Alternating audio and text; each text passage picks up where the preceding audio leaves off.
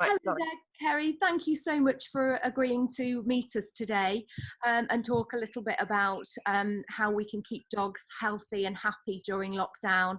First of all, could you talk a little bit about your local business and how long you've been operating locally in Chester? Hi, Lisa. So I'm a dog trainer with the Institute of Modern Dog Trainers that use the positive methods of training dogs. I've been with the Institute for 3 years, but I have actually been training dogs for over 20 years. And what I like to do is stimulate the dog in a natural way using positive methods and treats.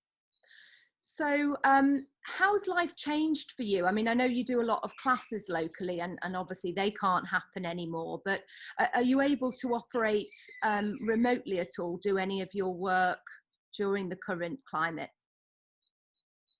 So in the past, I've been able to offer 5 puppy classes a week, as well as 2 older dog classes. And obviously due to the government lockdown, that can't take place anymore. So what I've been doing is offering either video or telephone consultations regarding any issues that people have had. Now, the most popular is the puppy consultations. So they've bought themselves this puppy and they're worrying about socialization and how to involve their puppy in the world, and realize they've actually got themselves a little land shark. So it's all about advice about how to help your puppy get used to new things, but also how to help you not end up with all these little bites all up your arms. Well, I certainly had one of those puppies a few years ago, but she's now a little bit more well behaved. She's lying here beside me, just knocking me every few seconds.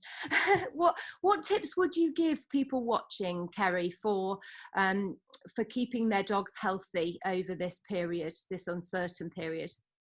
So my first tip would be, rather than taking your dog for long, endless walks, especially in this hot sunshine, I'd take my dog for a sniff. So maybe early morning and late afternoon when the sun's gone in, just taking them for a sniff. So dropping treats as you go. Maybe you could use their dinner. So it's more of an exploring walk rather than a physical A to B walk. My second tip would be to use their brain power at home. So we've got a variety of things that Belle is just demonstrating here that you can use around the house. So kitchen tubes, if you were to put a few holes in, put their food in, squeeze the end and give to the dog, and they naturally use their brain to try and get the food out. Egg boxes, dropping their food in there. All ways of slowing your dog down if they're gulping and eat quickly, or making food more interesting if you've got a dog that's not really interested in their food.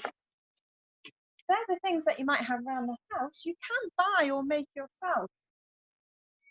This is what's called a snuffle mat. So you drop their food or treats onto the mat, spread it out, and all it is rubber matting with a bit of fleece tied through, and then give it out to your dog. Now, the dog will naturally sniff through the mat and take their time eating their dinner. As you can see there, Belle's very relaxed and chewing on her food. And then we've got other things. You can use shoe boxes to hide food in.